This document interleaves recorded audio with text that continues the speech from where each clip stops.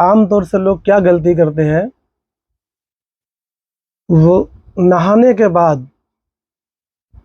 اگر نماز پڑھنا ہو تو وہ یہ سمجھتے ہیں کہ نماز پڑھنے کے لیے پھر سے وضو کرنا پڑے گا۔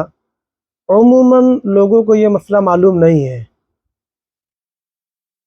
اور مسئلہ کیا ہے؟ مسئلہ یہ ہے کہ اگر کسی نے غسل کر لیا، مکمل غسل جس میں وضو والے بھی سارے اعمال کیے جاتے ہیں، ہاتھ کا دھلنا، کلی کرنا، ناک میں پانی ڈالنا، چہرے کو دھلنا، ہاتھ کو دھلنا، سر کا مسح کرنا اور پاؤں کا دھلنا، اور اس کے بعد پھر نہا کر غسل کو مکمل کرنا۔ ایک تو یہ ہوتا ہے مسنون غسل، اور ایک ہوتا ہے عام دن کے اندر طری کے لیے نہانا۔ اس میں آدمی کیا کرتا ہے کہ صرف کلی کیا، ناک میں پانی ڈالا اور اپنے نہانے کو مکمل کر لیا، چاہے مسنون طریقے پر غسل کیا ہو اور یا اس نے اسی طریقے سے طری کے لیے نہا لیا ہو، نہانے کے ساتھ آٹومیٹک وضو بھی مکمل ہو جاتا ہے، وضو بن گیا۔ اب نماز پڑھنے کے لیے الگ سے وضو کرنے کی ضرورت نہیں ہے۔ یہ ہے مسئلہ۔ لیکن بہت سے لوگ کیا کرتے ہیں، جمعہ کے دن بالکل نہا دھل کر تیار ہوتے ہیں، نہانے کے بعد ابھی نہ ہوا خارج ہوئی کہ وضو ٹوٹے، نہ پیشاب پخانے کی ضرورت پیش آئی کہ وضو ٹوٹے، نہ وہ سوئے کہ وضو ٹوٹے۔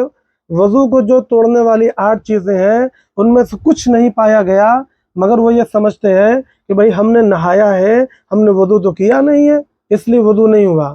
یہ سمجھنا غلط ہے۔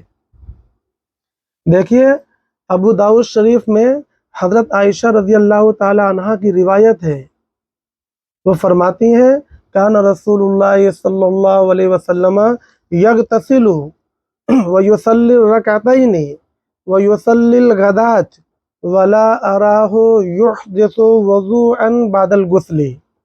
کیا ترجمہ ہے؟ حضرت عائشہ رضی اللہ تعالی عنہ فرماتی ہیں کہ رسول اللہ صلی اللہ علیہ وسلم غسل فرمایا کرتے تھے، یعنی نہایا کرتے تھے، اور اس کے بعد فجر کی 2 رکعت سنت ادا فرمایا کرتے تھے، پھر اس کے بعد فجر کی 2 رکعت فرض ادا فرمایا کرتے تھے۔ وہ فرماتی ہیں کہ اور میں ان کے غسل کے بعد، ان کے نہانے کے بعد ان کو نیا وضو کرتے ہوئے نہیں دیکھتی تھی۔ نبی پاک صلی اللہ علیہ وسلم کے واضح اور صاف اعمال موجود ہیں۔ یہ ابو داؤد شریف کی یہ حدیث اس بات پر دلیل ہے کہ نہانا وضو کی طرف سے کافی ہے۔ نہانے کے بعد اگر وضو کو توڑنے والی کوئی چیز پیش نہیں آئی ہے تو وضو موجود ہے، الگ سے وضو کرنے کی ضرورت نہیں ہے۔